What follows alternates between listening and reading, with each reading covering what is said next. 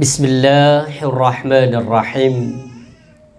Assalamualaikum warahmatullahi wabarakatuh.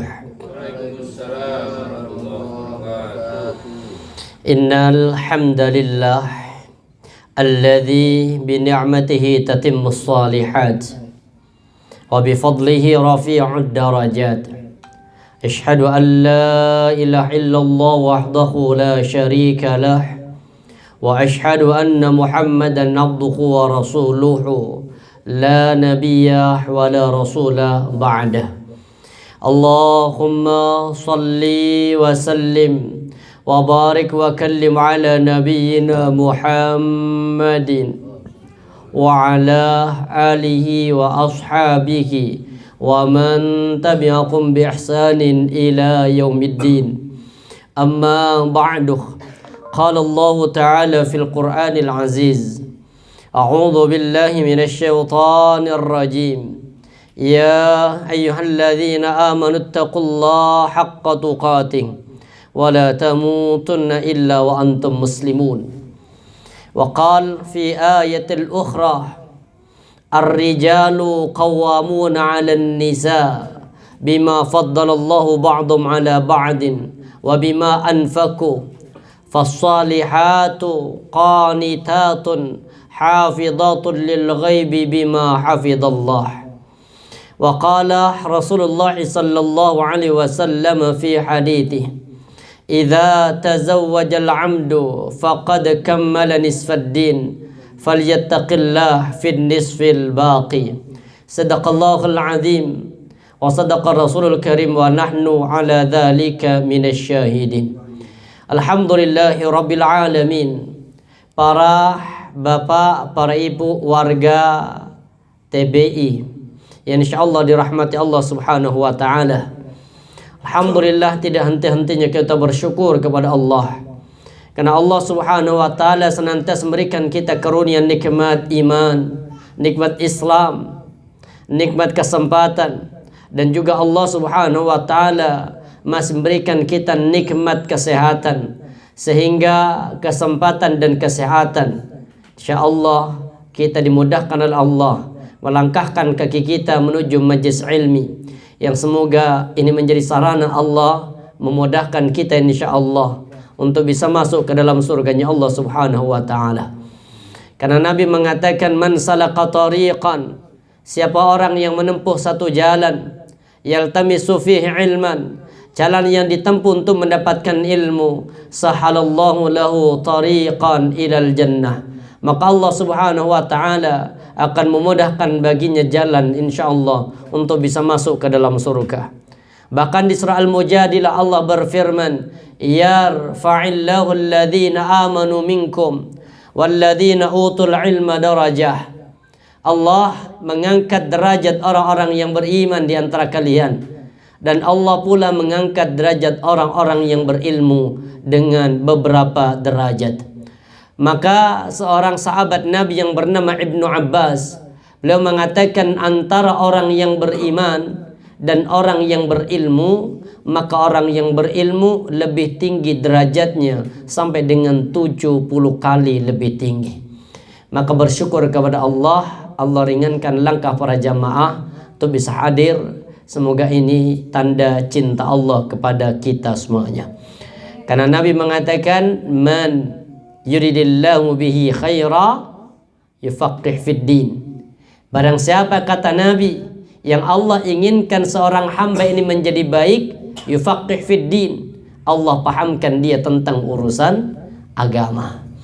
Maka insyaallah semoga para bapak, para ibu semakin faham tentang urusan agama. Dan semoga insyaallah agama yang kita anut insyaallah menjadi sarana untuk bisa masuk ke dalam surga. Tapi para jamaah yang dirahmati Allah, hari ini kita akan membahas masalah manajemen konflik rumah tangga. Gimana dalam berumah tangga? Yang mungkin bawa Quran, kita buka pengantar kita dulu. Kita buka di surah An-Nisa ayat yang ke-21. Karena LCD belum selesai. Jadi dibuka Qur'annya. Buka HP-nya yang ada aplikasi Quran, dibuka surah An-Nisa, surah yang keempat, ayat yang ke-21. Allah berfirman di ayat itu, wa kaifa ta'khudunahu wa qad afdha ba'dukum ila ba'din wa akhadna minkum mitsaqan ghalidha. Apa kata Allah di ayat ini? Wa kaifa ta'khudunah, dan bagaimana kalian akan mengambil kembali sesuatu yang telah engkau berikan kepadanya. Wa qad afdha ba'dukum ila ba'din, dan sungguh di antara kalian telah menggauli terhadap sebagian yang lain. Wa akhadna minkum mitsaqan ghalidha, dan kalian telah mengambil dari istri-istri kalian perjanjian yang kokoh yang disebut dengan mitsaqan ghalidha, perjanjian yang teguh. Ayat ini menggambarkan kalau ada orang yang bercerai, maka seorang suami tidak berhak untuk mengambil kembali mahar yang telah diberikan kepadanya, kecuali jika pemberiannya mungkin setelah menikah dikasih rumah, dikasih tanah. Seandainya istri mengajukan cerai, maka boleh seorang suami menarik kembali apa yang telah diberikan kepadanya. Tapi kalau suami yang mengajukan suami yang menceraikan, suami yang mentalak, maka tidak selayaknya seorang suami mengambil harta yang telah dikembalikan atau diberikan kepada seorang istri. Kemudian, kenapa di sini dikatakan mitsaqan ghalidha, perjanjian yang kokoh? Makanya kalau orang menikah itu biasanya cincin itu ditaruh di jari manis. Kenapa sejarahnya kok ditaruh di jari manis? Wis tuwek gue wis gak ketok manis iki. Enggak, kenapa sejarahnya kok enggak di jari tengah, enggak di celunjuk, enggak di kelingking atau enggak di jempol? Kenapa harus di jari tengah? Ada apa dengan jari manis? Kenapa sejarahnya? Kan sudah nikah semua nih. Ternyata falsafahnya, filosofinya itu begini. Di antara jari tangan yang paling sulit dilepaskan atau paling sulit diangkat itu adalah jari manis. Kalau tangan kita tempelkan begini, kita angkat satu-satu. Maka yang paling sulit artinya yang gak boleh ngangkat jari yang lain ya. Maka yang paling sulit diangkat yang manis. Ini menunjukkan apa? Bahwa jari manis ketika sudah dilingkarkan cincin, maka harus sulit untuk dilepaskan. Makanya dalam satu hadis yang sahih, syaitan itu ada namanya iblis. Ada syaitan, ada iblis, ada namanya jin. Masih ingat ini? Iblis, syaitan, jin. Apa bedanya? Kalau iblis makhluk Allah yang tidak kelihatan. Kalau syaitan gak ketok. Terus kalau jin tambah gak ketok. Ya, baik. Iblis itu siapa iblis? Kata Allah iblis itu di surah Al-Kahfi ayat yang ke-50. Bukain surah Al-Kahfi ayat ke-50. Ini iblis. Surah Al-Kahfi surah yang ke-18 ayat yang ke-50. Apa bunyi ayatnya? Allah mengatakan a'udzubillahi minasyaitonir rajim wa idz qulna lil malaikati isjudu li adama fasajadu illa iblis. Kenapa bukan illa syaitan? Kenapa bukan illa jin? Tapi di sini disebutkan oleh Allah bahwa illa iblis. Apa iblis itu ini? Kana minal jinni. Iblis itu adalah dari bangsa jin. Fafasaqa an amri rabbih. Dari bangsa jin yang kemudian melanggar perintah Allah, yang kemudian fasik dari perintah Allah, fasik itu artinya jauh dari perintah Allah, maka yang fasik dari perintah Allah dari kalangan jin, inilah yang dijadikan sebagai iblis. Sedangkan syaitan, apa kalau syaitan? Setan itu sifat yang melekat, bisa melekat pada manusia, bisa melekat pada jin. Makanya kata Allah di surah An-Nas itu, alladzi yuwaswisu fi sudurin nasi minal jinnati wan nas. Syaitan ini, iblis itu punya singgasana, sama. Singgasananya iblis sama, alal ma, di atasnya air. Jadi singgasana iblis itu di atas air. Kemudian iblis ini setiap hari mengutus pasukan-pasukannya mendatangi rumah ibu-ibu, rumah bapak-bapak, atau rumah keluarga yang sudah berumah tangga. Dikirim. Kemudian sore datang dia, laporan. Apa yang kamu lakukan di situ? Jawabannya, fa'altu kada wa kada. Aku sudah lakukan ini, aku lakukan ini di rumah orang itu. Kata iblis, ma fa'alta syai'an, kamu enggak melakukan apa-apa. Maka kemudian diganti iblis yang kelas bawah ini, diganti iblis yang lebih apa? Yang mungkin profesor ini. Kirim. Kenapa? Kalau dikirim yang S1, rumah tangganya aman, gak terganggu. Tapi kalau sudah dikirim yang rotok profesor, maka rumah tangga bisa jadi kemudian apa? Matarok tuh, kata iblis, aku tidak meninggalkan rumah tangga itu sampai menjadikan suami sama istri itu bercerai. Makanya berarti menunjukkan apa? Syaitan itu ada yang namanya syaitan dasim. Ini nama syaitannya. Mirip dengan nama saya, nggak enak. Kata tak sebut tapi namanya banyak. Namanya dasim. Syaitan ini sekelompok syaitan yang memang tugasnya adalah masuk ke dalam rumah tangga orang, menjadikan bertengkar dalam rumah tangga, mudah kalimat-kalimat kotor keluar di rumah tangga, bahkan tangan mudah itu menampar, memukul, baik memukul istri, memukul anak, atau sebaliknya istri itu dengan suara yang lebih tinggi marah kepada suami, maka dasim berhasil merusak rumah tangga kita. Makanya Allah katakan apa? Wa akhadna minkum mitsaqan ghalidha. Maka kalian ketika menikah, mitsaqan ghalidha, perjanjian yang kokoh. Karena mitsaqan ghalidha itu perjanjian Allah pertama dengan para nabi, yang kedua perjanjian Allah dengan bangsa Israel, yang ketiga perjanjian suami dengan istri disebut dengan mitsaqan ghalidha, perjanjian yang kokoh. Kita lihat sekarang perjanjian Allah dengan para nabi. Ada tidak para nabi yang melanggar perjanjiannya? Gak ada. Berarti apa? Perjanjian Allah dengan para nabi dan rasul, mitsaqan ghalidha, perjanjian yang kokoh, itu aman.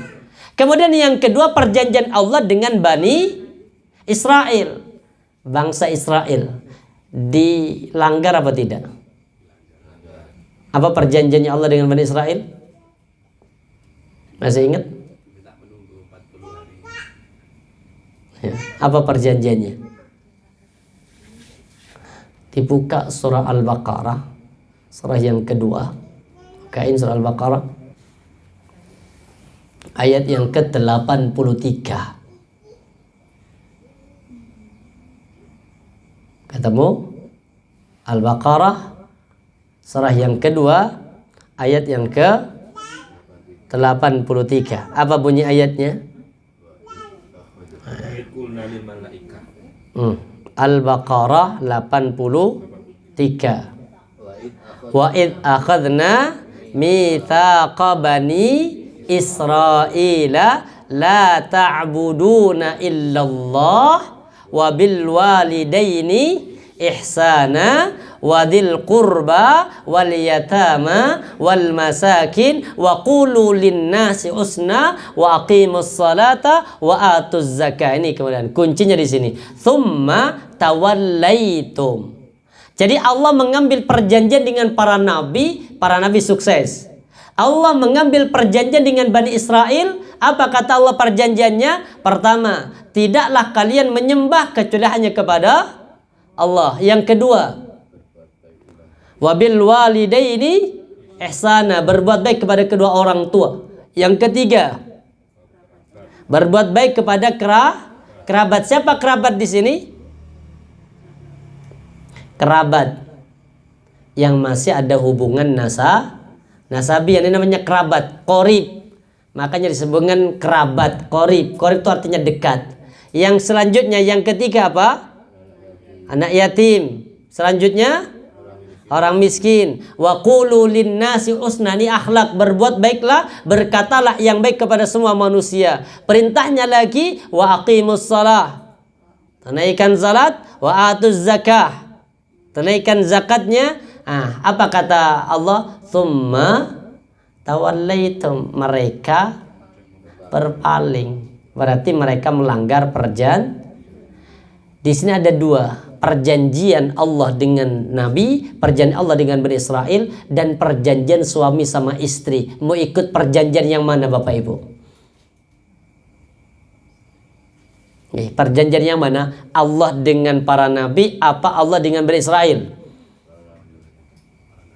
Berarti kita sebagai suami sama istri pengen mengambil perjanjian Allah dengan para nabi, tidak boleh dilanggar. Makanya dalam sebuah hadis, ini untuk para suami, ini diingat ini. Apa kata Rasulullah? Khairukum khairukum li ahli. Kata Nabi, orang yang terbaik di antara kalian adalah orang yang paling baik terhadap keluarga. Wa ana khairukum li ahli, dan aku adalah orang yang terbaik di antara kalian terhadap keluarga. Bagaimana Nabi memperlakukan para istri? Panggilan beliau masih tetap panggilan sayang walaupun usia semakin menua. Panggilan sayang tetap yang beb.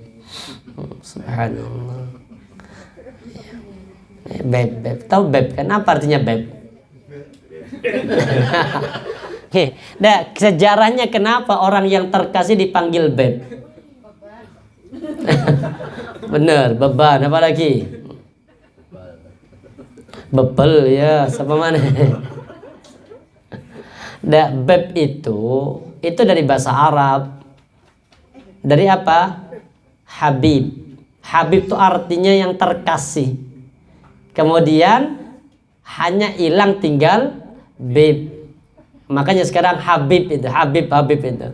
Cuma nisbahnya Habib itu biasanya kepada orang yang masih punya nasab kepada Nabi. Tapi pada dasarnya bib atau beb itu adalah dari kalimat Habib, yaitu orang yang dicintai. Makanya Nabi tetap walaupun sudah usia semakin tua, Rasulullah memanggil para istri tidak pernah berubah ketika sejak masih menikah awal itu. Manggil Aisyah dengan apa? Khumairah. Wahai yang punya pipi kemerah-merahan. Subhanallah. Aisyah, Khadijah itu usia beliau sudah 55 tahun. Kemudian Nabi usianya 40 tahun dapat wahyu pertama. Itu panggilan beliau masih sayang. Ada apa wahai suamiku? Oh, subhanallah. Habis ini pulang ke rumah. Benar. Pulang ke rumah sambut, ada apa wahai kekasihku? Oh, apalagi kemudian marah-marah, ucapkan kalimat la adzuqu ghamdu hatta tardah. Wahai suamiku, aku tidak bisa memejamkan mataku kecuali atas ridhomu. Oh, subhanallah. Ini dari Nabi ngajari loh. Jadi suami krotok kok meneng tok dari pagi, atau mungkin apa kurang nyaman suami, kondisi mungkin punya banyak masalah, datang sampaikan, wahai yang terkasih, ada apa dengan dirimu? Nasihatin, aku yakin kau manusia yang terbaik yang pernah aku kenal. Oh, subhanallah. Ini benar ini. Ketika suami sudah marah, katakan, wahai suamiku, aku tidak bisa makan, aku nggak nyaman makan, tidur gak nyenyak kecuali atas ridhomu. Subhanallah. Suami langsung bilang apa? Iki adik kesambet opo tumben. Tapi ya gini Rasulullah, artinya apa? Maka Nabi mengatakan yang terbaik di antara kalian orang yang terbaik dengan keluarga. Makanya sampai dalam satu hadis, ini bagaimana jangan sebagai seorang suami jangan pelit kepada istri. Tolong para istri hafalkan hadis ini. Kalau perlu nanti apa? Japri saya, Ustadz minta hadisnya Ustadz, saya fotokopikan, nanti saya kirim, nanti tempel di kaca, di kacanya kalau suami bisa ngaca, tempel di situ sudah hadis itu. Apa bunyi hadisnya kata Rasulullah? Nabi mengatakan begini, dinarun anfaqtahu fi sabilillah, 1 dinar yang engkau infakkan di jalan Allah. Wa dinarun anfaqtahu 'alal masakin, dan 1 dinar engkau infakkan untuk orang miskin. Wa dinarun tasaddaqat 'ala raqabah, 1 dinar engkau sedekahkan untuk membebaskan budak. Wa dinarun anfaqtahu 'ala ahlika, dan 1 dinar engkau sedekahkan untuk keluargamu.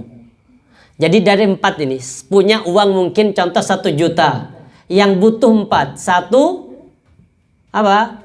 Fi sabilillah, orang yang berjuang di jalan Allah butuh modal untuk berangkat. Yang kedua, ada seorang miskin yang juga butuh harta ini. Yang ketiga, ada budak yang harus dibebaskan. Yang keempat, ada istri yang juga butuh. Mana yang didahulukan? Istri. Pointer.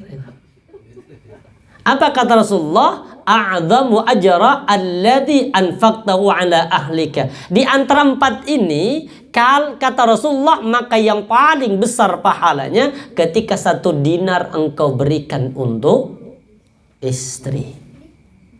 Ini menunjukkan suami yang terbaik itu adalah suami yang paling baik terhadap keluarganya. Maka Nabi itu adalah orang yang paling baik terhadap keluarga beliau. Subhanallah. Bapak seperti itu pada istri? Alhamdulillah. Benar Pak. Istri itu kalau sudah usia 40, mohon maaf ya, kalau istri sudah usia 40 ke atas, itu biasanya sering sakit, sering ngeluh sakit. Tapi jangan sering ke dokter, karena sembuhnya sebentar. Jadi agak pusing, greges ke dokter, pulang sembuh. Tapi nanti 2-3 hari, kumat mana itu? Tapi kalau sudah mulai greges, mulai gak nyaman, kemudian apa, kasih uang, ayo dek, iya ini kasih uang, ayo tak antar ke MOK. Sebenar, antar ke situ. Kalau sudah diantar ke MOK, insya Allah, wes silahkan belanja, kau pilih apa saja, tak tunggu di parkiran. Insya Allah istri turun, suami yang greges. Kenapa? Muter di. Iya, artinya apa? Kasih kebahagiaan. Jangan sering ke dokter, kasih kebahagiaan. Makanya Nabi mengatakan yang terbaik adalah orang yang paling baik dengan keluarganya. Istri, benar. Makanya mohon maaf ya, banyak di antara para wanita yang pembohong. Apa? Ayo ya, kemana? Pengen ke Indomaret, ngapain? Lihat-lihat dong. Berangkat dari rumah niatannya lihat-lihat. Ternyata sampai situ apa? Beli, belanja. Bohong apa tidak?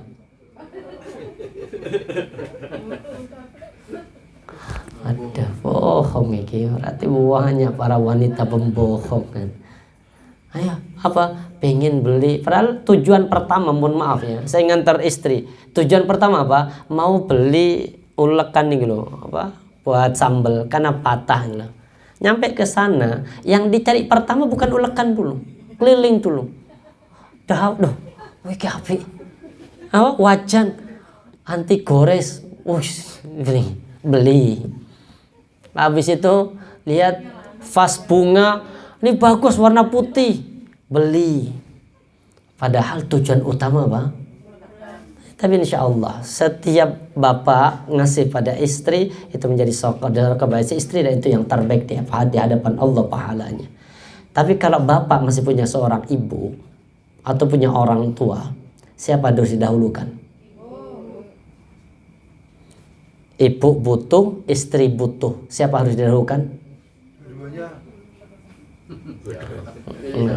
Harus pilih salah satu.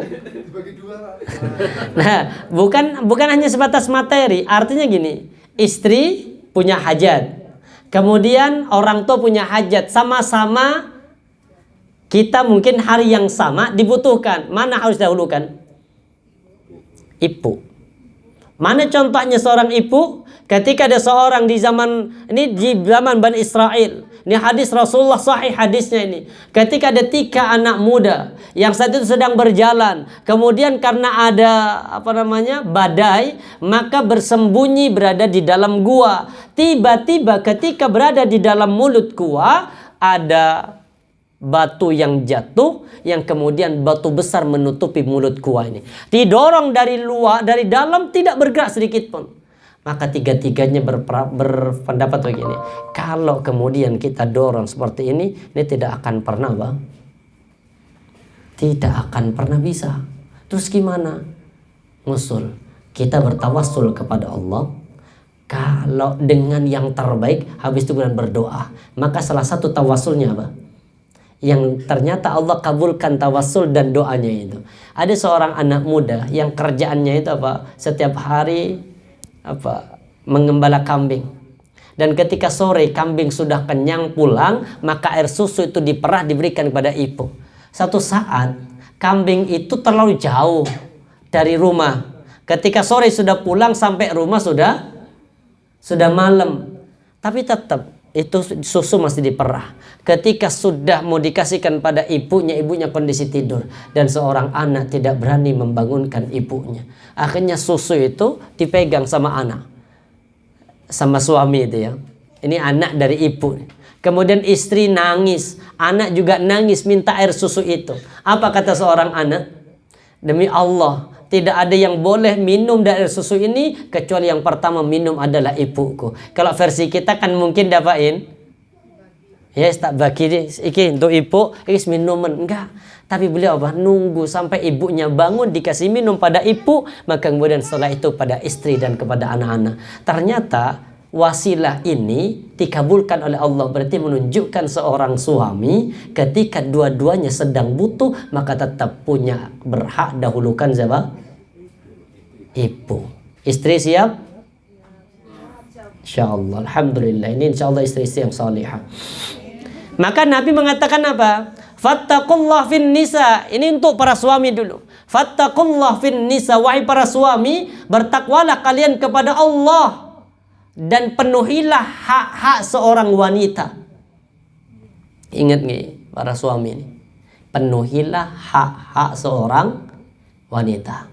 Kenapa ya Rasul? Fa innakum akhadtumunahunna bi amanillah. Karena para bapak itu mengambil istri bapak dari kedua orang tuanya dengan apa? Bi amanillah, dengan amanah dari Allah. Kan dulu ibu diambil siapa ibu? Bapak ambil ibu kan? Itu ambil bapak ini. Diambil. Makanya pakai kalimat akhadtumuhunna, diambil. Apa yang diambil? Diambil semuanya. Diserahkan dari seorang ibu kepada seorang suami. Mulai apa diserahkan? Pertama anaknya, rizki anaknya, kemudian apa lagi? Pendidikan anaknya, pengawasan anaknya, sampai kemudian nanti bisa ketemu insya Allah di dalam surga. Maka ketika seorang istri, ada istri yang taat pada suami, maka ketaatan istri pada suami itu menjadi asbab terhapusnya dosa-dosa kedua orang tuanya. Beda kalau istri nanti, mertua butuh, ibu dari seorang istri juga butuh. Mertua punya hajat arisan, kemudian ibu kita juga punya hajat arisan, ini dari seorang istri. Mana didahulukan? Mertua apa? Ketempatan arisan. Terus ibunya istri ketempatan arisan di hari yang sama, telepon pulang untuk bantu ibu apa iklu nyepakno makanan untuk arisan. Mertuanya sama, no bantu mamanya. Mana dahulukan ini? Alhamdulillah, sadar. Selesai kajian ini. Materi sudah soleh semua. Selesai deh. Wis materi selesai insyaallah. Sudah Pak? Sudah paham hak-haknya insyaallah. Cuma kadang pelaksanaannya enggak ngono. Harusnya seorang suami itu kalau gaji bulanan sebelum dikasihkan pada istri, kasih dulu pada ibu. Ini benar nih, subhanallah ya. Jadi kalau bapak gajian tanggal 1, kemudian dikasihkan pada istri. Sebelum dikasih istri, hanya ibu dikirim dulu, transfer dulu. Itu baru yang terbaik. Saya kadang begitu, Ibu. Jadi sebelum istri saya kasih, saya kirim dulu orang tua. Ya walaupun nggak harus sama, sekecil apapun, karena ada hak orang tua dalam setiap rezeki kita. Karena kita punya kewajiban. Makanya tadi kalimatnya apa? Wabil walidaini ihsana. Apa ihsan itu? Tahu ihsan? Bukan hasan. Kalau hasan itu hanya baik, tapi kalau ihsan ini di atasnya. Makanya di antara pertanyaan malaikat Jibril kepada Nabi Muhammad, pertama apa? Akhbirni anil Islam.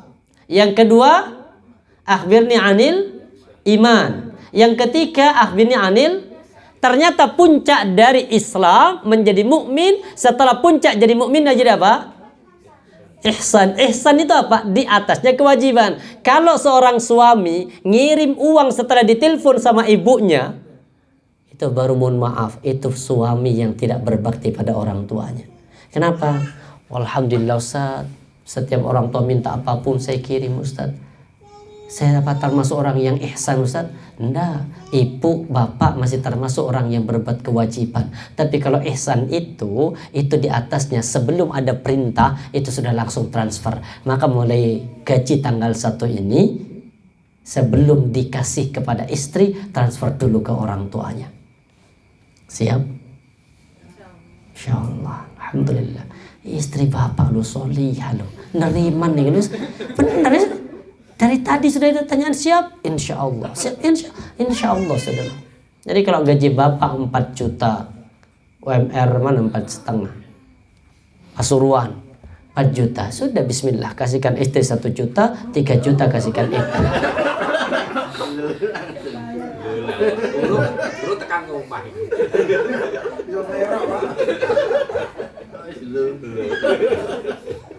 Paling atau kata paling istri lu, wis turun di ibumu nih. Hebat. Ini hadis subhanallah, ini perintah bagi para suami. Mohon maafnya agak berat hadisnya. Apa kata Nabi? Fattaqullah, bertakwalah kalian kepada Allah, dan fin nisa, penuhilah hak-hak para wanita. Kenapa ya Rasul? Fa innakum akhadtumuhunna bi amanillah. Karena kalian para suami mengambil kewajiban dari kedua orang tua, diambil alih kewajibannya oleh seorang suami dengan amanah dari Allah. Makanya pengambilan tadi menggunakan apa? Menggunakan kalimat asyhadu alla ilaha illallah. Habis itu apa? Istighfar, baru kemudian qabiltu nikahaha. Nikah kalau hanya 2,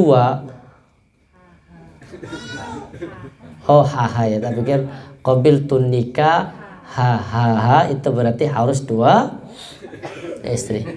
Kemudian wastahlaltum furujahunna, lihat kalimat ini juga. Wastahlaltum furujahunna bi kalimatillah.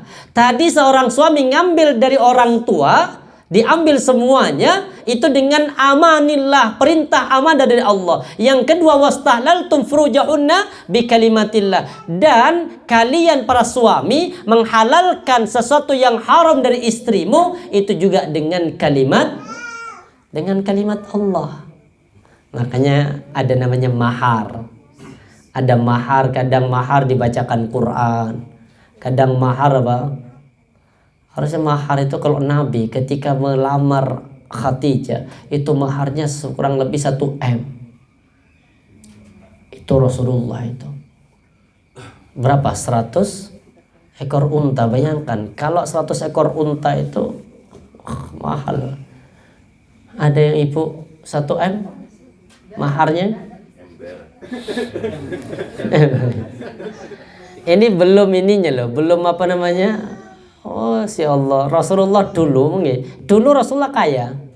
Sebelum jadi nabi kaya. Setelah jadi nabi, maka kemudian beliau menjadi miskin. Kenapa jadi miskin? Karena Rasulullah lebih fokus kepada dakwah dan lebih banyak meninggalkan pekerjaan terkait dengan masalah duniawi. Tapi sebelum jadi nabi, beliau sudah kerja. Usia 18 tahun itu sudah membantu pamannya.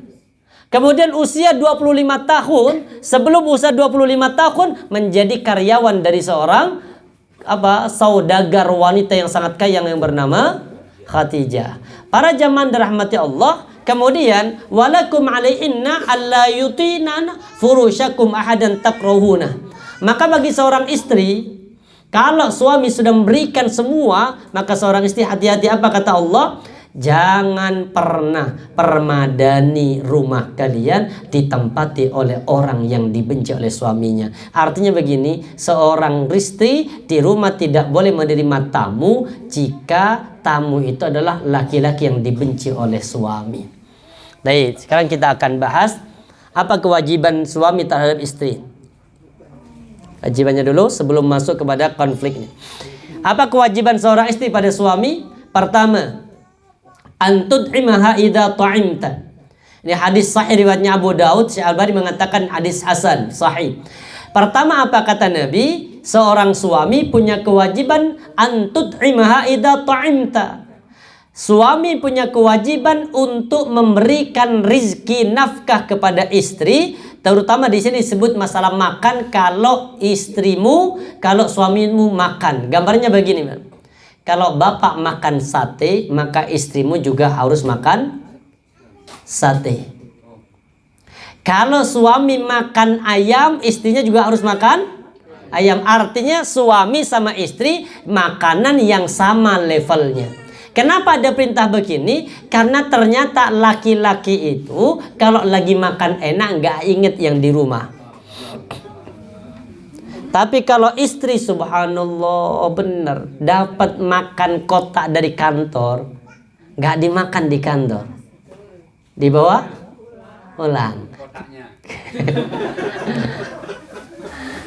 Saya merasakan istri itu di sekolah dapat kotaan, ya dibawa ke rumah, nggak tetap sama nasinya, walaupun dimakan sendiri. Kan gak tega, ayo ya nasinya satu, ya gak tega, sudah sih makan. Ini subhanallah. Tapi kalau laki makan enak kadang lupa yang di rumah. Jadi pertama kewajiban seorang suami apa? Tud'imu wa idza ta'imta.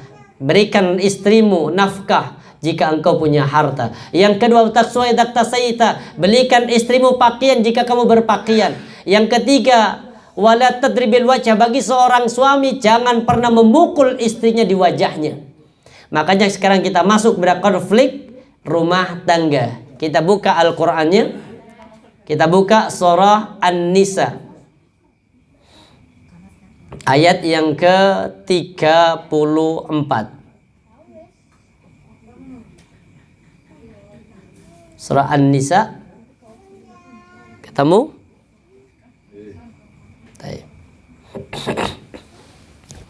Ini surah An-Nisa ayat 34. Ar-rijalu qawwamuna 'alan nisa. Laki-laki itu pemimpin dalam rumah tangga.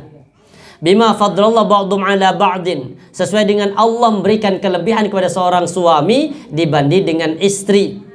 Kemudian wa bima anfaku, dan kewajiban seorang suami salah satunya juga harus memberikan nafkah. Nah, ini fasalihatu, wanita-wanita salihah. Lihat ciri wanita salihah. Ketemu di surah An-Nisa 34. Fasalihatu, wanita-wanita salihah itu ciri yang pertama apa? Qanitat, wanita-wanita yang taat. Taat pada siapa? Pertama, taat kepada Allah. Taat kepada Allah. Ini yang pertama. Apa makna taat kepada Allah? Di sini ada perintah seorang istri. Pertama, idza sallat al-mar'ata khamsah, seorang istri bentuk qanitat sebagai makna wanita-wanita salihah. Pertama adalah jaga salat 5 waktu. Seorang istri. Yang kedua, wasamat syahraha, kerjakan puasa Ramadannya dan jaga puasa Ramadannya. Yang ketiga, wahafidat farjaha, jaga kehormatan dirinya, jaga kehormatan suaminya, jaga kehormatan rumah tangganya. Artinya seorang istri jangan senang bikin status dalam urusan rumah tangga. Lagi makan sama anak-anak, selfie, cekrek. Habis itu jadikan status. Apa biasanya kalimat bawahnya apa? Ibu-ibu lebih paham ini. Oh no, wong makan di mie apa jadi kak? Gacoan itu makan itu ya jadikan selfie. Ya artinya gini, gak boleh bu. Kenapa? Karena dalam rumah tangga itu tidak semuanya harus menjadi apa? Konsumsi publik, jangan. Kecuali kalau ini artinya apa? Kalau ada daya jual, mungkin ibu bisnis, jualan gorengan atau jualan apa? Ya mungkin jualan roti, itu boleh. Tapi kalau dalam urusan rumah tangga masuk ketiga ini. Apalagi kemudian mohon maaf wajah istrinya juga kemudian dijadikan status menjadi konsumsi publik. Maka ketika ada orang melihat status itu, maka yang melihat itu berdosa. Tapi dosanya tidak berhenti kepada yang melihat, masih akan terus kepada sumber dari kemaksiatan itu. Siapa sumber dari kemaksiatan di sini? Seorang wanita yang menampakkan apa yang dijadikan sebagai foto atau media sosial. Na'udzubillah. Maka para jamaah rahmati Allah, jaga kehormatan. Yang keempat, wa ata'az zaujah, taati perintah suami. Sampai kapan kita wajib mentaati suami? Nggak, batasannya apa? Batasannya selama innamat ta'atu fil ma'ruf, selama perintah suami itu adalah dalam hal kebaikan. Tapi kalau suami ada perintah kemaksiatan, seorang istri tidak berhak untuk memenuhi. Contoh begini, suami ibu nggak puasa. Contoh puasa wajib ya, bukan puasa sunnah, puasa wajib. Ramadan nggak puasa, pulang ke rumah, kemudian minta, mah bikinkan makanan. Kalau enggak tak cerai contoh. Iya. Ada banyak kasus kayak begitu.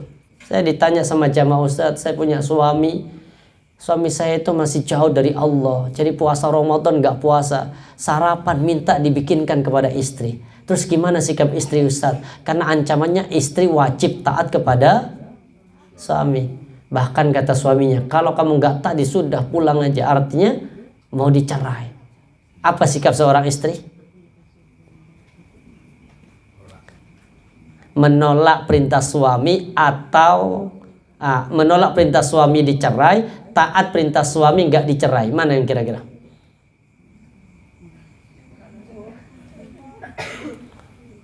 Ikut yang mana? Maka kalau ada perintah kayak begitu, seorang istri tidak boleh menyiapkan apapun. Gak boleh menyiapkan makan bagi suami yang bermaksiat kepada Allah. Atau mungkin ibu punya rumah yang sedang dikerjakan. Saat itu kemudian pengerjaannya di bulan Ramadan. Tukang-tukangnya gak puasa, minta dibikinkan sarapan. Haram hukumnya. Gak boleh. Terus gimana Ustaz? Wong jatahnya harus makan. Sudah ganti dengan uang. Mungkin satu kali makan 10.000. Sudah Pak, saya tidak menyiapkan sarapan, tapi saya ganti dengan uang. Terlepas setelah diganti dengan uang orangnya tidak berpuasa, itu sudah kewajiban dia dengan Allah. Kita sudah terbebas dari dosa. Makanya di sini seorang istri taati perintah suami hanya dalam innamat ta'atu fil ma'ruf. Kemudian kita lihat lanjutan ayatnya. Ini di surah An-Nisa, ini masuk konflik rumah tangga. Wallati takhafuna nusyuzahunna. Jika kalian para suami merasa takut untuk apa? Istri-istrinya nusyuz. Tahu nusyuz? Apa nusyuz, Pak? Nusyuz itu secara bahasa itu artinya bangkang. Atau kalau bahasa nusyuz artinya tinggi. Atau mungkin apa? Tampak. Itu namanya nusyuz secara bahasa. Artinya begini, jika ada seorang istri mulai terang-terangan menunjukkan ketidaktaatan pada suami, maka seorang istri sudah mulai apa? Nusyuz. Maka kata Allah, jika para suami takut istrinya nusyuz, maka yang pertama apa? Fa'idhu hunnah. Maka kewajiban seorang suami dengan istri dalam konflik rumah tangga, kalau istri mulai menampakkan diri tidak taat pada suami, disuruh pakai kaos kaki nggak mau, disuruh pakai baju apa menutup aurat nggak mau, disuruh pakai jilbab nggak mau, ini berarti sudah apa? Nusyuz. Maka suami punya kewajiban, nggak boleh kemudian didiamkan. Kalau seandainya sampai meninggal istri dibiarkan kayak begitu, istri masuk dalam neraka, maka istri akan menuntut suami juga agar masuk ke dalam neraka. Terus apa kewajiban kita kalau ada istri yang seperti itu nusyuz? Pertama apa? Fa'idu hunna. Apa di situ artinya? Nasihati dulu. Pertama nasihatin istri itu.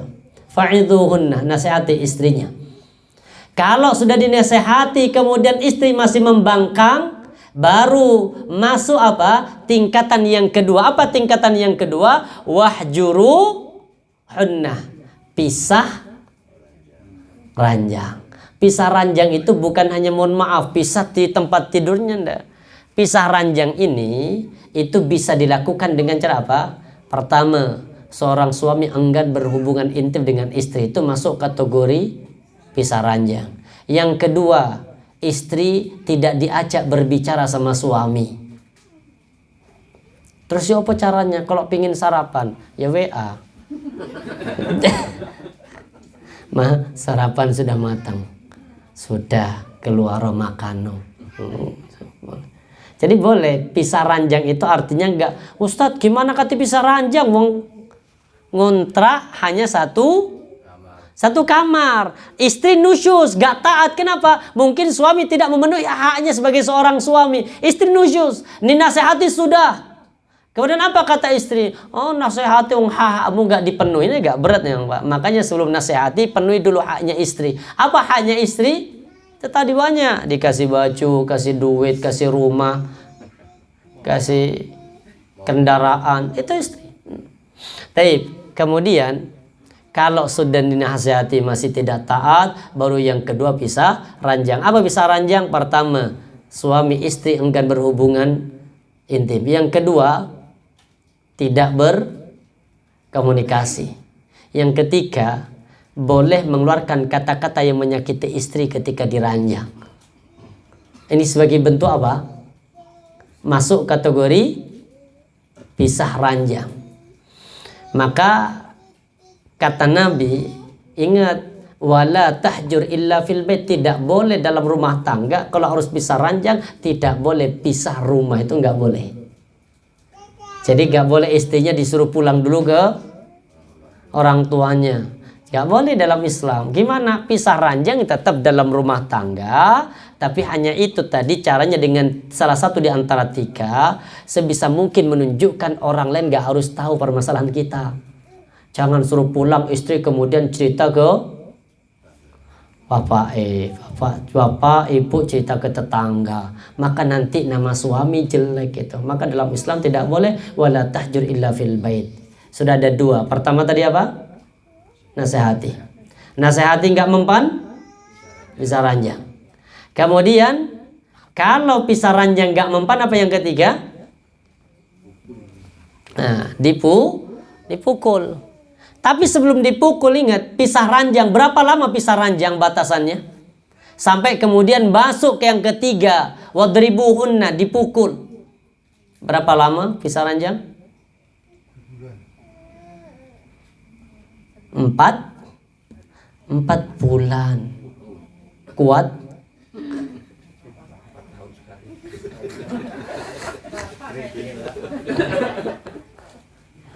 Bapak sih nggak kuat Ustaz.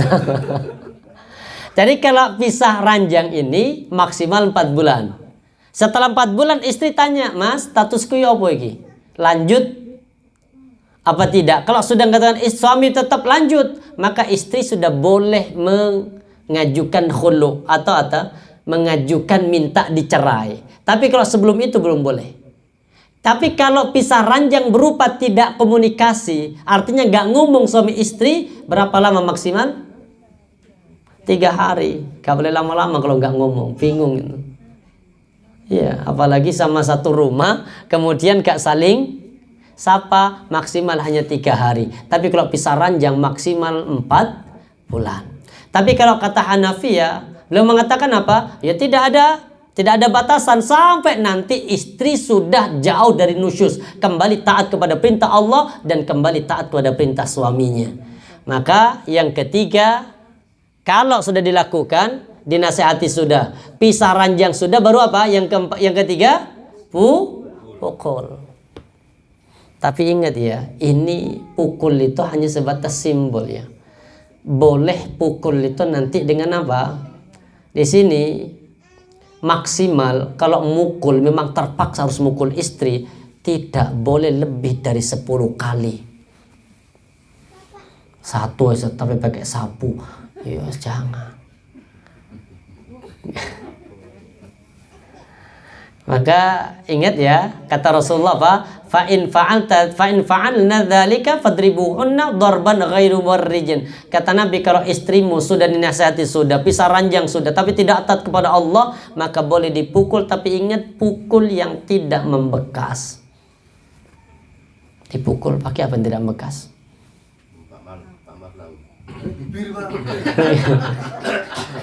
Bahkan tahu kisahnya Nabi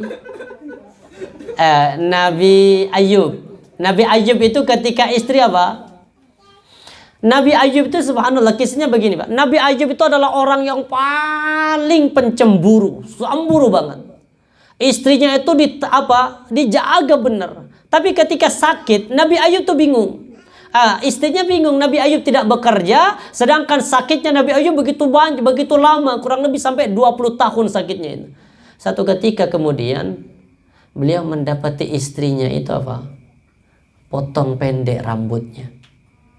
Marah Nabi Ayub itu sampai bersumpah, demi Allah kalau nanti aku sembuh, aku akan memukulmu sebanyak 100 kali. Setelah itu kemudian, makanya istri itu nggak boleh rambut pendek. Ya, panjang. Izin suami Ustadz belakangan sih. Izin suami belakangan, panjangin dulu. Batasan minimal itu apa? Kalau masih ada suami itu ya harus sampai ke bahu, standar minim itu.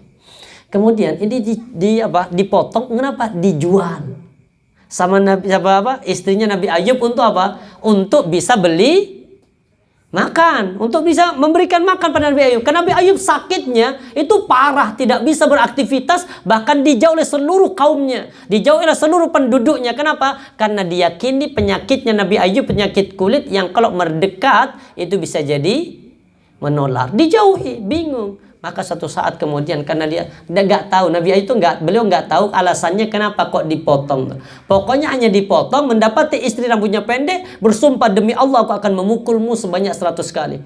Ternyata perjalanan waktu belum sembuh. Setelah itu kemudian tahu, ternyata istrinya Nabi Ayub itu memotong rambut itu intinya hanya dijual untuk ditukar dengan makanan. Setelah tahu itu kemudian Nabi Ayub terlanjur apa? Terlanjur bersumpah. Terus diapain ini? Wajib dilaksanakan walaupun pada kenyataannya menyesal. Kenapa? Istri itu melakukan itu semuanya karena suami. Akhirnya kata Allah bingung 100 kali. Ya Allah, 100 kali. Akhirnya apa solusinya? Jadi sapu lidi lah bahasa kita itu. Atau mungkin kalau sekarang rumput apa ya? Rumput kayak yang jangan rumput ini, kayak rumput gajah lah itu. Di 100 helai atau 100 lidi dijadikan satu, dipukul sekali. Itu bukan, mohon maaf ya, itu bukan meringankan Pak. Cuma karena sumpah maka wajib sumpah itu laksanakan. Jadi ini kalau fikih rumah tangga. Jadi kalau memang harus memukul istri, pukullah istrimu yang tidak membekas. Biasanya pukul yang tidak membekas itu walaupun agak keras, ketika ada tangannya itu ada lapisannya. Lapisi uang ratusan ini. Satunya ya. Lagi kemudian masih ada BRI-nya tuh lengkap. Pukul pipinya. Satunya ya kurang deh. Nah, jadi benar pukul boleh, artinya pukul ini sudah terakhir. Tapi apa? Ini Rasulullah mengatakan apa? La tajlidu fawqa asyrati aswatin illa fi haddin min hududillah. Jangan kalian memukul istrimu lebih dari 10 kali kecuali apa? dalam had dari Allah. Seperti peminum khamar, berapa kali dipukul? 80 kali. Kemudian orang yang berzina dari kalangan yang masih apa? Bujang, dipukul 100 kali. Bapak ibu kemudian sama-sama berzina dengan orang lain, diapain? Dirajam. Kalau sudah sama-sama punya suami istri berzina, itu tidak dipukul lagi tapi dirajam. Kemudian ternyata begini, ya opole, ini tadi siapa yang nusyuz? Istri.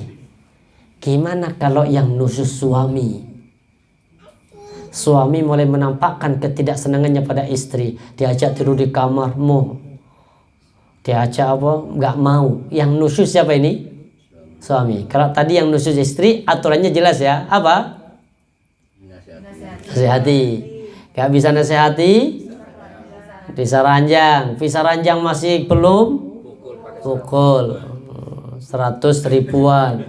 Yang terakhir apa? Ini sekarang sebelum terakhir. Kalau yang nusyuz suami apa? Pintar. Kalau yang nusyuz suami, istri memaafkan.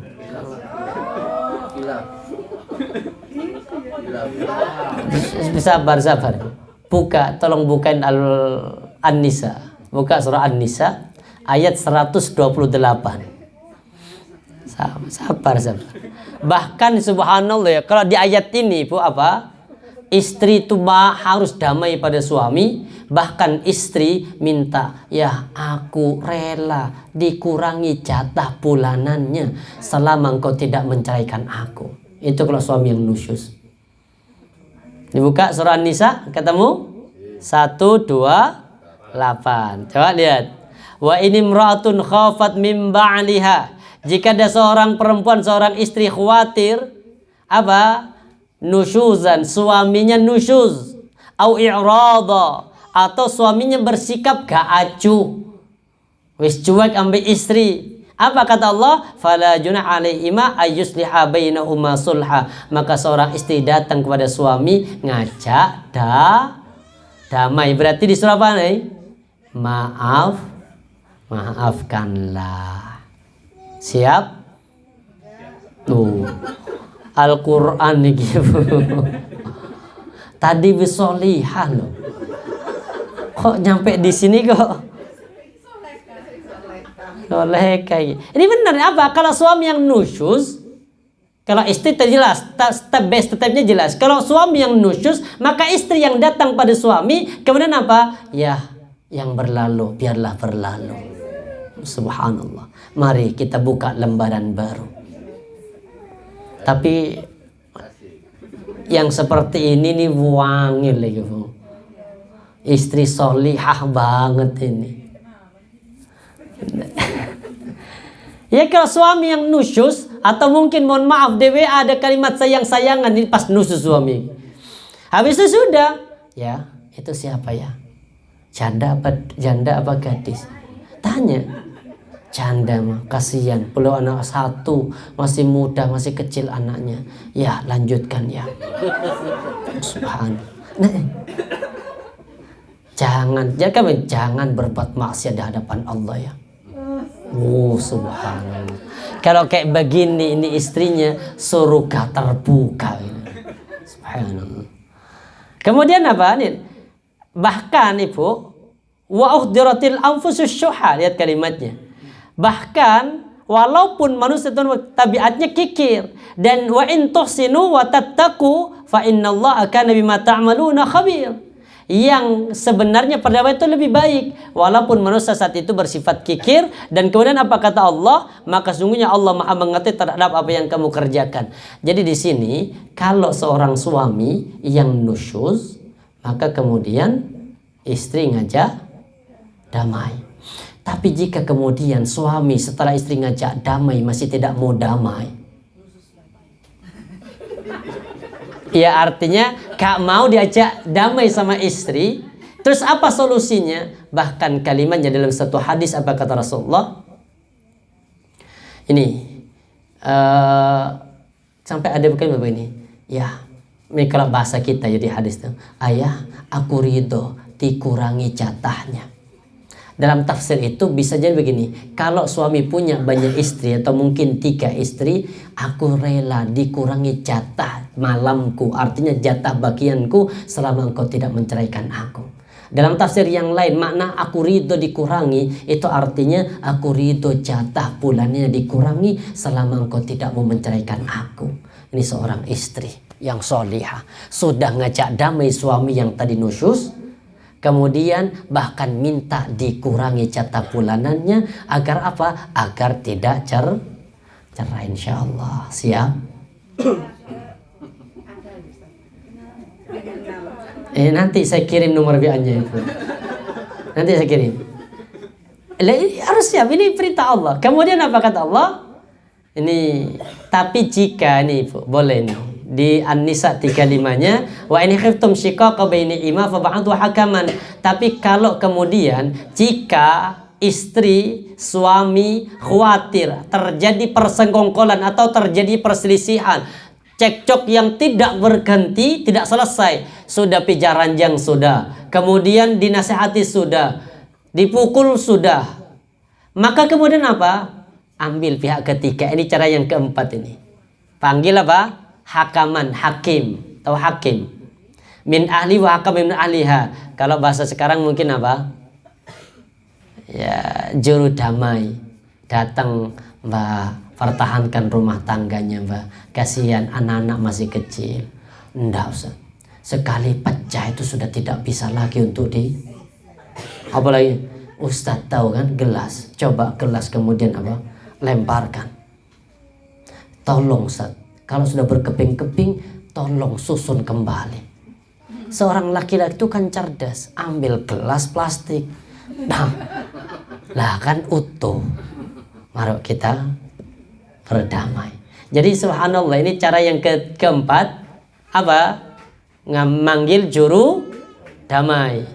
Kalau sudah juru damai didatangkan, ternyata kemudian tidak sanggup lagi untuk melanjutkan rumah tangga, baru apa kata Allah di surah Al-Baqarah 229, fa in khiftum alla yuqima hududallah fala junaha alaihima fi maftadat bih. Maka seorang istri boleh minta cerai jika suami tadi sudah tidak sanggup untuk menunaikan hak-haknya sebagai seorang suami. Ini konflik rumah tangga dalam Islam. Makanya seorang istri tidak boleh minta cerai, karena seorang istri yang minta cerai, ayyuma imra'atin sa'alat zawjaha, kalau ada seorang istri yang minta cerai pada suaminya fi ghairi ma ba'sah, yang tidak mendesak, ya artinya gak ada apa-apa tapi minta cerai, kata Rasulullah fahramun 'alaiha rahatul jannah, maka seorang istri tidak akan pernah mencium bau surga. Makanya jangan pernah minta cerai. Apakah boleh istri minta cerai? Dalam momen mendesak boleh. Apa yang diperbolehkan istri minta cerai pada suami? Apa? Alasannya apa? 1. Jika suami sangat nampak membenci istri. Contoh nikahnya ini apa? Dipaksa sama orang tuanya. Tapi suami sudah bismillah, saya akan menikahkan Allah. Tapi di tengah perjalanan cinta itu nggak hadir, tetap benci pada istri, maka daripada bermaksud kepada Allah, maka silahkan istri ngajukan cerainya. Kalau sudah tidak ada cinta, apa? Lepaskan aku dari belenggu pernikahan ini, boleh. Tapi yang kedua apa? Jika akhlak suami buruk terhadap istri, seneng nampar, seneng kalimat-kalimat yang kotor, bahkan kalau begini tak cerai, kalau begini tak cerai, bawanya kalimat-kalimat seperti ini, maka lebih baik istri minta cerai pada suami. Itu boleh, seorang istri artinya tidak berdosa. Yang ketiga, jika suaminya buruk agamanya, sholat enggak, puasa enggak, tapi kalau hari raya nomor 1 beli baju baru, kayak begini nih, ditukar tambah suaminya.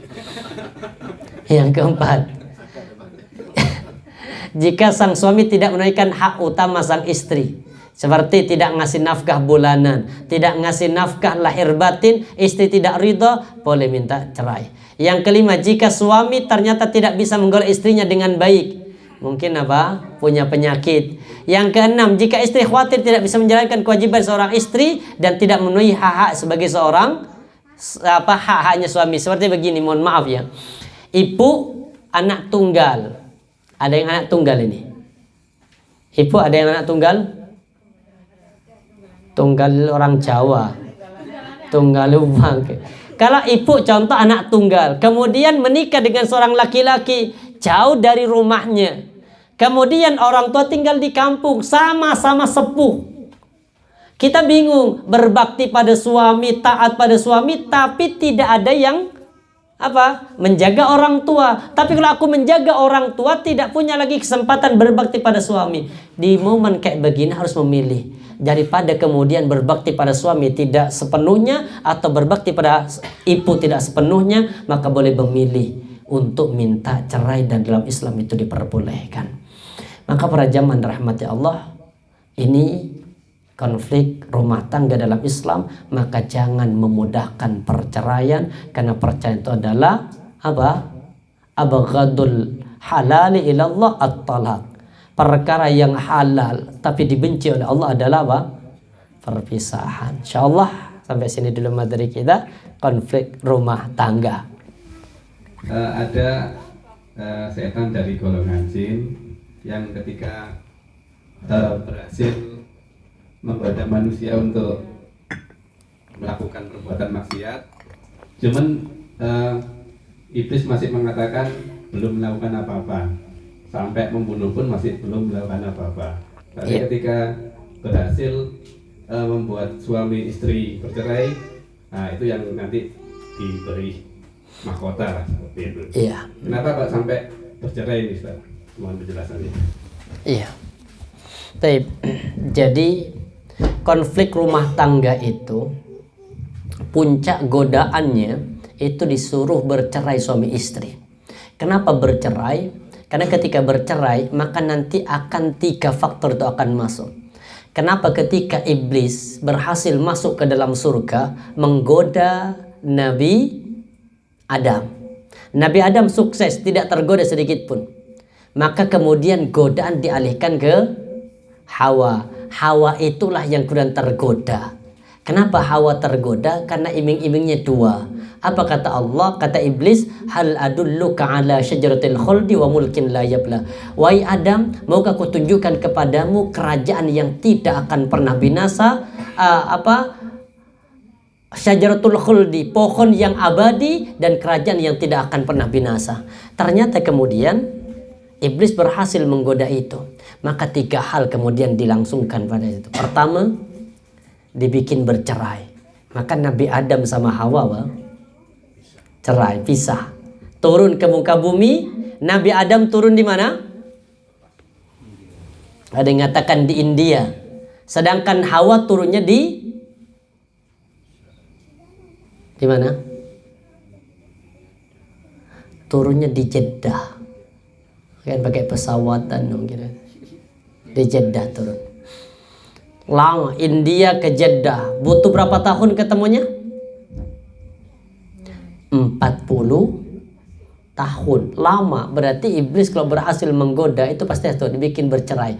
Kalau sudah dibikin bercerai, maka yang diuji lagi, digoda lagi. Yang kedua apa? Harta. Akhirnya ketika iblis berhasil menggoda Nabi Adam dan Hawa, di surga itu hanya tinggal apa? Wa kulu minha ragadan aitu syi'tuma. Wes di surga itu buahnya nikmat, silahkan nikmati, makan-makan sesuai dengan apa yang kau kehendaki. Ternyata ketika sampai di bumi, akhirnya rezekinya harus sampai di bumi. Gimana rezekinya? Rebutan, kerja. Bahkan zaman dulu mungkin masih ada binatang-binatang yang melata, binatang besar. Kita harus berebut untuk bisa mendapatkan rezeki dengan binatang itu. Makanya kenapa bercerai? Kalau sudah bercerai maka pasti nanti akan rebutan harta. Makanya persidangan yang paling lama gara-gara apa? Harta gono. Ini yang kedua apalagi? Masalah anak, nafkah anak ya opo ini. Baru yang ketiga kemudian yang digoda itu adalah anak-anaknya. Makanya Nabi Adam 3-3-nya kena cerai, iya. Yang kedua apa? Hartanya kena juga. Yang ketiga siapa? Anak. Siapa yang tergoda di situ? Qabil sama Habil. Makanya perceraian itu dulu, kuncinya dulu perceraian. Karena nanti kalau sudah bercerai, yang lain akan ikut. Bisa jadi suami setelah punya istri dengan orang lain, anak dari istri yang pertama kadang tidak dikasih nafkah. Siapa yang berdosa? Suami. Karena tetap walaupun dia sudah bercerai, maka anak ini masih tetap anak dari suami yang pertama, wajib hukumnya untuk memberikan nafkah. Makanya kenapa perceraian? Karena perceraian itu nanti masuk kepada seluruh sektor dari kehidupan kita. Insya Allah seperti itu.